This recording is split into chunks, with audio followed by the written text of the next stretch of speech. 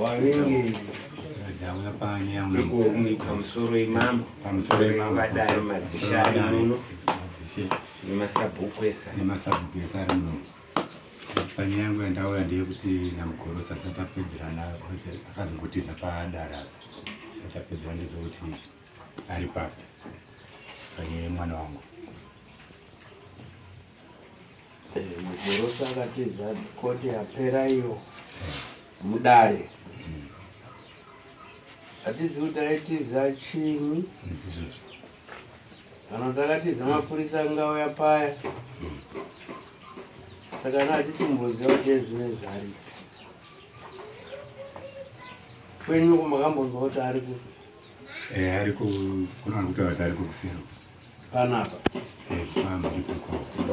kumba kwavo ariko kana hana kuzviziva kuti ari kudiwa kudarira naye takatofungidzira kuti pakaitiza aitiza mapurisa panyaya iyoyi yechild abuse. Mapurisa aimutsvaga ndowaakatiza saka takatofungira kuti zvakazonongana nekuti mapurisa akati aiwa enhau tinaye saka zvamuri kuti ariko chiwapai madetsedani noti nyaya yawo yaane musoro takati aishaya musoro wayo kuti tosunga upi pane zvatakanga tichinzwa. asi nyeru yakazviziva kakuti kana munhu aita child abuse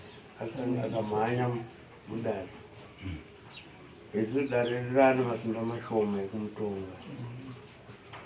munhu aakutongwa kwamagistrate court because mapurisa anenge ane pakazi yenyaya yake. Isusu nyaya yakatiza mudare isu chatingangoita kutsvagirwa kuti aripi aonekwa nemapurisa kuti afune kudzoka mudare rinezvi aakutoiswa mapurisa anongoona mupfungwa make mungori nepfungwa yemapurisa achiita padare antorikupangira asi kana une dzimwe pfungwa dzekuti tingaitise isusu takatoguma ipapo pekuti munhu kana atiza padare ari kutiza mapurisa akataurirwa kuti munhu atiza inini kana ari ipapo pekutangira isu hatisina asi kana tabatsirana newe iwawo kamusuaasudaida pepa inosanganisira nezita rake rimukomana we kumapurisa rakaranga risipo uranga risipo naisipo taurai muri kuti rakiranga risipo kumapurisa ndiyandakatonyora pepa iroro rezvinhu zvakaitika saka rakiranga risipo chingoti yake iri kuno kudaro zvazvakaita ndakabvunza mumwe mupurisa kuti uyu mamuchimuda here timutsvage kanzi aiwa tondova tinaro kare zita racho tatitori nenyaya naye hana kuzoziva kuti ndiyo nyaya yacho here kana kuti angagara ainedzako ake kasi ikoko ndakatobva kwarisati iyo zita rake ranga risiri pai kana pachatsi ritoripo zita rake haripo bcause nyaya yake yanga yagara iri kuno yavatauri kutauyawo kwandaita kunoku pamusoro atomboita senyaya yanga yangori mudare kuita kuti tinge tichibatsana tiri pai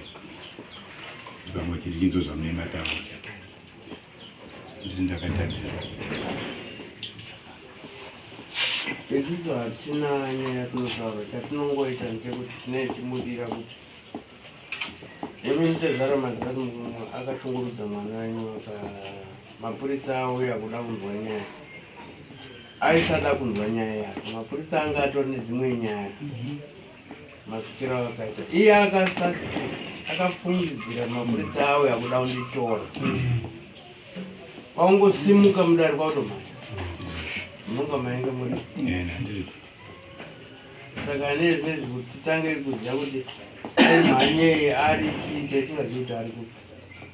asi kana vati aripo chatuma vakomana vedu vandomutsvaga vakamuona vanomuti imi muda kutaura naye kana kutaura naye akumapurisa kana kutaura naye mudariri ndada kutaura muno mudariri sekutanga kwatakaita mudariri rine tingoperera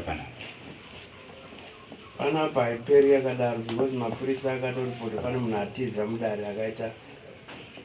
akamitisa mwana under 8 anditokupawo iye taakutoti mapurisa keni ndo anoita nyaya anohendera nyaya iyo asi kana uchida kuti dare rinotibatsire kubata munhu akasimuka muno asina kupedza nyaya yake vakomana edu anondomutora next dare rinorati kuweri ouya pane imouya tomunhu watokatizei iyi nyaya yako iri papi isusu kana taona kuti ane nyaya yake yamuri kumupomedzera iyoyo kana kuti iri kutaurika tozoona minzi yekudaidza mapurisa kuti munhu uyo apana kana mapurisa achikuona ubva amutora ndo vandongochemera vo dzakatotadzira kutoresa mwana bhedhi veni yangu ndiye bhedhi yemwana wakatoresa asina kubuda pachina kuti ndindakamitisa saka nhasi mimi muri kuti